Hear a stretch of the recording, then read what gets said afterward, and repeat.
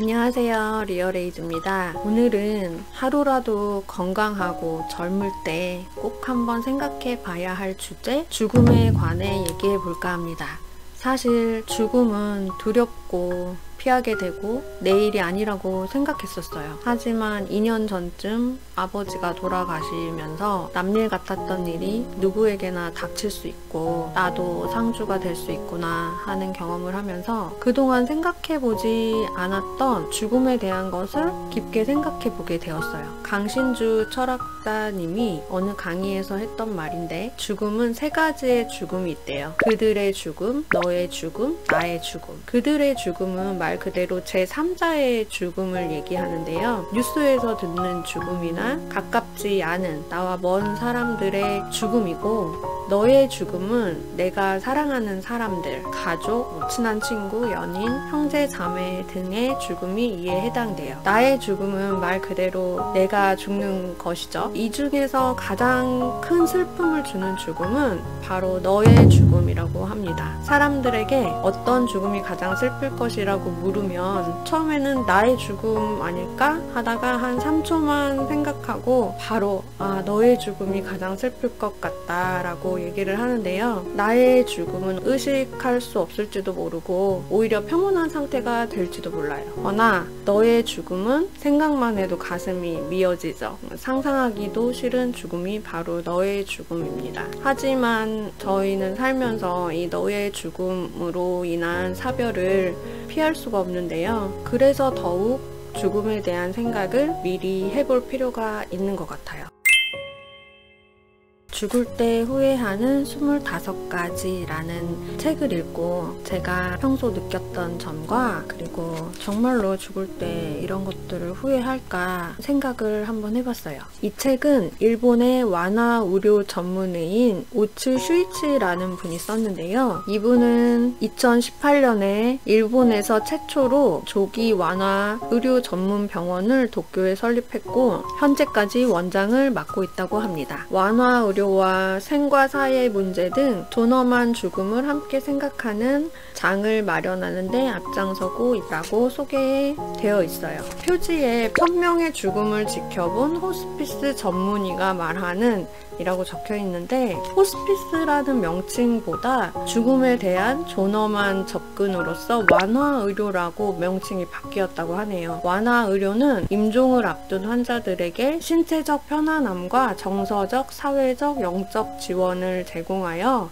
환자에게 편안함과 존엄성을 제공하는 치료라고 합니다. 더 이상 치료가 불가능해서 시한부 선고를 받은 환자들을 통증 완화와 삶의 질이 조금 나아지도록 치료들을 했던 의사인 거예요. 이분이 1000명의 죽음을 지켜보며 정확히 세보지는 않았겠지만 그만큼 많은 환자들을 지켜보면서 그들이 죽기 전에 후회했던 것들을 25가지 정도로 추려서 이 책을 정리를 한 것 같아요. 목차를 보면 첫 번째 후에는 사랑하는 사람에게 고맙다는 말을 많이 했더라면, 두 번째 후에는 진짜 하고 싶은 일을 했더라면, 세 번째 후에 조금만 더 겸손했더라면, 네 번째 후에는 친절을 베풀었더라면, 다섯 번째 후에는 나쁜 짓을 하지 않았더라면, 여섯 번째 후에는 꿈을 꾸고 그 꿈을 이루려고 노력했더라면, 일곱 번째 감정에 휘둘리지 않았더라면, 여덟 번째 후에는 만나고 싶은 사람을 만났더라면, 아홉 번째 후에는 기억에 남는 연애를 했더라면, 열 번째 후에 죽도록 일만 하지 않았더라면, 11번째 후에 가고 싶은 곳으로 여행을 떠났더라면, 12번째 후에 내가 살아온 증거를 남겨두었더라면, 13번째 후에 삶과 죽음의 의미를 진지하게 생각했더라면, 14번째 후에 고향을 찾아가 보았더라면, 15번째 후에 맛있는 음식을 많이 맛보았더라면, 16번째 후에 결혼을 했더라면, 17번째 후에 자식이 있었더라면, 18번째 후에 자식을 혼인시켰더라면, 19번째 후에 유산을 미리 염두에 두었더라면, 20번째 후에 내 장례식을 생각했더라면, 21번째 후에 건강을 소중히 여겼더라면, 22번째 후에 좀 더 일찍 담배를 끊었더라면, 23번째 후에는 건강할 때 마지막 의사를 밝혔더라면, 24번째 후에 후에 치료의 의미를 진지하게 생각했더라면, 25번째 후에 신의 가르침을 알았더라면입니다. 어떤 부분은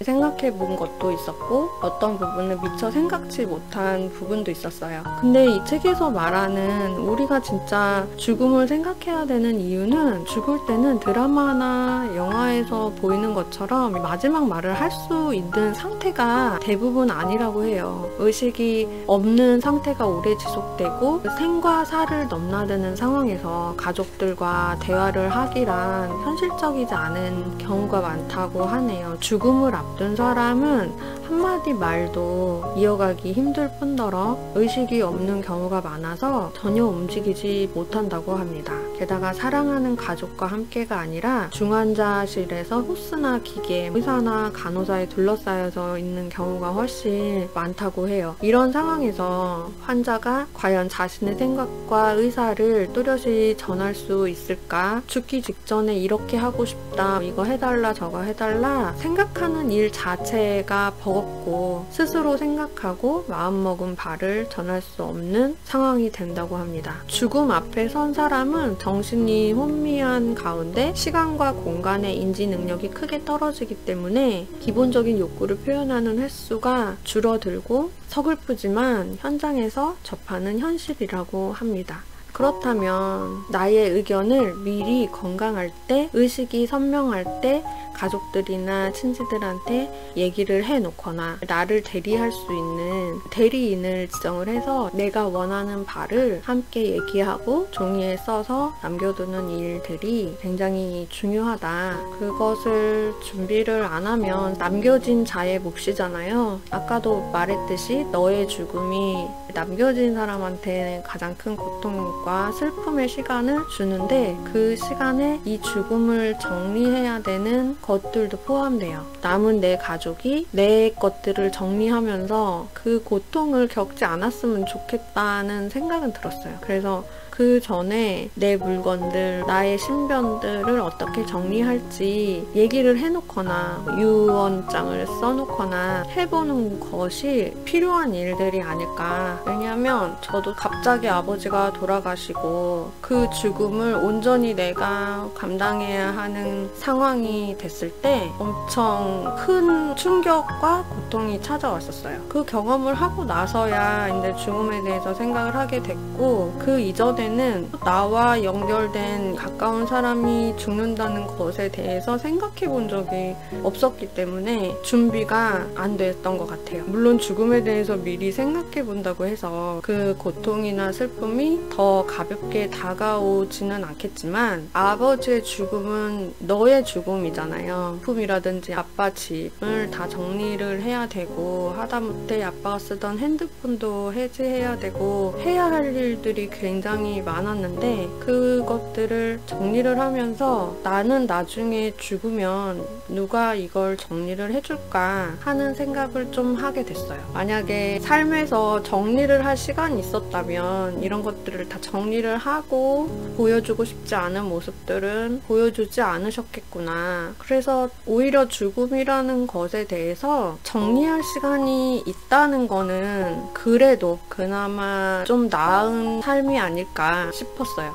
그리고 저는 아직 결혼을 안 해서 자식이 있었더라면 이런 후회는 안 할 것 같은데, 책에서 그 내용을 보니까 이런 내용이 나와요. 20년 전에 부인과 두 딸을 버린 아버지가 있었다. 좋아하는 사람이 생겼어. 이 한마디를 남기고 아버지는 가족 곁을 떠나 애인의 품으로 달려갔다. 아이들을 데리고 여자 혼자서 살아가는 게 몹시 버거웠지만 어머니는 열심히 일했다. 그런데 무리한 나머지 어머니는 두 딸이 20살이 채 되기도 전에 세상을 떠났다. 두 딸이 느낀 슬픔은 이루 말할 수 없었다. 딸들은 아버지를 원망했다. 자신들을 버린 아버지를 절대 용서할 수 없었다. 그런데 어느 날 두 자매 앞으로 전보가 도착했다. 아버지가 말기암에 걸려 사경을 헤매고 있다는 충격적인 소식이었다. 생각조차 하기 싫은 아버지였다. 어머니와 자신들을 버렸고 어머니가 일찍 세상을 떠나게 만든 장본인이었다. 딸들은 모질게 따지려고 아버지 병실을 찾았다. 분노와 슬픔이 뒤범벅된 복잡한 심정으로 병실문을 연 두 딸의 눈앞에는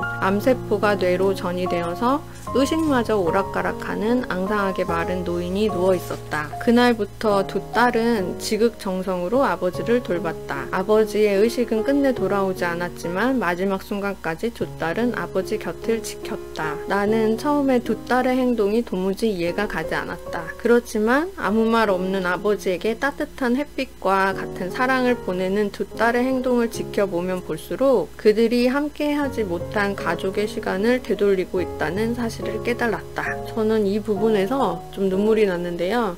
왜냐면 저희 아버지와 상황은 다르지만 저도 비슷하게 어렸을 때 헤어졌던 아버지가 갑자기 돌아가셔서 수십 년 만에 쓰러지셨다는 연락을 받고 장례까지 치르게 된 상황이어서 이 사례에서 두 딸들은 아빠가 아플 때 지극정성으로 아빠를 돌봤다고 하는데 저는 그런 시간조차 갖지를 못했어요. 미움이나 아직 용서하지 못한 마음들이 더 커서 그 옆을 지키는 일도 사실 제대로 하지 못했는데 함께 하지 못한 가족의 시간을 되돌리고 있다는 사실을 깨달았다. 이 문장이 좀 마음을 울렸던 것 같아요. 다르게 말하면 이 책의 제목은 어떻게 살아야 하는가 라는 생각이 들었어요. 죽을 때 후회하지 않으려면 다 해봐야 하는 거고, 그리고 또 한 가지 들었던 생각은 참 거창한 것들이 아니고 자기가 살면서 못 해본 것들, 그 소소한 사소한 것들이구나. 성공해서 유명한 스타가 되었더라면, 백만장자가 되었더라면 이런 후회는 없었잖아요. 돈에 대한 부분은 한 가지도 없었던 것 같아요. 유산을 미리 염두에 두었더라면 이 부분도 상속자들이 싸우지 않도록 미리 정리를 해놓는 게 좋다. 생각보다 유산을 두고 싸우는 일이 많다는 것을 목격을 했나봐요. 살면서 대부분 지금 할 수 있는 것들이 많습니다. 서울대 의과대학 교수이자 법의학자인 유성우 교수님의 추천사가 인상이 깊었습니다. 이 책의 내용 중 기억에 남는 조언이 만나고 싶은 사람을 만나라 였다고 합니다. 일기 1회라는 책에서 법정 스님이 말씀하신 사는 일의 고마움과 두 번 다시 오지 않을 삶을 떠올리게 했다. 오늘 우리 삶은 단 한 번이고 지금 이 시간도 생애 단 한 번의 순간이며 지금 이 만남 또한 어쩌면 생애 한 번의 기회이고 인연일 수 있다. 아빠와 저도 이 생에 단 한 번의 만남이었는데 이 생에서의 만남을 충분히 다하지 못했구나. 또 한 글귀가 와 닿았는데 2018년 한 학술지에 발표된 일반인이 생각하는 좋은 죽음의 순서는 가족에게 부담 주지 않기, 가족과 함께하는 마지막, 남겨진 일의 깔끔한 정리, 통증의 조절, 삶의 의미 확인, 신적 존재와의 평화, 재정적 문제의 해결, 집에서의 임종, 치료 선택의 자율성 및 임종 시 의식 유지. 많은 사람들이 죽음이 닥쳤을 때 했던 후회들을 조금은 엿볼 수 있는 책이었는데요. 아직 먼 미래라고 생각하고 죽음이 닥치지 않아서 실감할 수는 없겠지만 이런 생각은 들었어요. 사실 죽음이라는 게 언제 어떻게 찾아올지 모르는 일이고 내가 갑자기 죽었을 때 남은 사람들이 나의 이 모든 것을 정리해야 되고 감당을 해야 된다면 그거는 좀 원하는 일은 아닌 것 같아요. 나는 어차피 언젠가는 죽으니까 나의 삶을 좀 되돌아보고 어떤 정리가 필요할지 생각해보는 건 지금 이 삶이 더 소중하고 이 순간순간이 더 의미 있고 하루하루가 더 감사하지 않을까 싶습니다. 또 한 가지 죽음에 대한 얘기는 사람마다 생각이 좀 다르고 할 얘기가 많은 것 같은데 저는 죽음이 끝이 아니라고 생각하는 편이고 실제로 서울대 의대의 정현채 명예교수님이 유튜브의 여러 채널들을 통해서 죽음학에 대한 강의들을 하고 계신데 죽음이 끝이 아니라는 것을 증명할 수 있는 3,000건이 넘는 사례들이 있다고 해요. 근사체험이라든지 뭐 전생을 기억하는 사람들의 이야기라든지 몸과 의식이 분리되어서 자기의 모습을 보았다는 사례들이 너무너무 많기 때문에 환생을 믿고 안 믿고를 떠나서 이 생을 더 잘 살아야 되는 이유들이 또 있는 것 같아요. 환생을 믿는 사람들은 내세에서 좋은 일을 많이 해야 다음 생이 더 편안할 수 있고 더 좋은 곳으로 가서 태어날 수 있다고 얘기하잖아요. 그런 것들이 허무맹랑한 이야기는 아니라고 생각해요. 왜냐면 이번 생을 더 잘 살 수 있는 삶의 지혜일 수도 있는 거잖아요. 그리고 만약에 이번 생이 끝이다, 영혼은 없고 모든 세포가 그냥 죽고 흙으로 돌아가는 게 끝이다, 죽음은 그냥 의식이 흐려지면서 그게 마지막이다, 그런 믿음도 이번 생을, 이 순간을, 이 지금을 더 소중하게 살 수 있는 게 아닐까. 그럼 오늘은 다소 무거운 주제였지만 꼭 한번 생각해보고 여러분도 읽어봤으면 하는 책을 소개해드렸습니다. 사람은 죽음을 피할 수 없는 존재이기 때문에 부정적이고 두려워하기보다는 삶의 마지막이지만 삶의 일부고 내 삶의 부분을 차지하고 있잖아요. 그리고 남겨진 내 사랑하는 사람들에게 가장 큰 부분이 될 수도 있는 것이기 때문에 죽음에 대한 이야기는 우리가 어떻게 살아야 할 것인가를 생각하면서 빠지면 안 되는 주제인 것 같아요. 좀 더 내가 건강하고 젊을 때 이 얘기는 계속 나눠봐야 할 것 같아요. 언젠가 좀 더 깊이 있는 이야기를 여러분들과 나눠보고 싶습니다. 오늘도 제 채널을 찾아주신 여러분들에게 복이 가득하시길 바라고요. 언제나 시청해주셔서 감사합니다.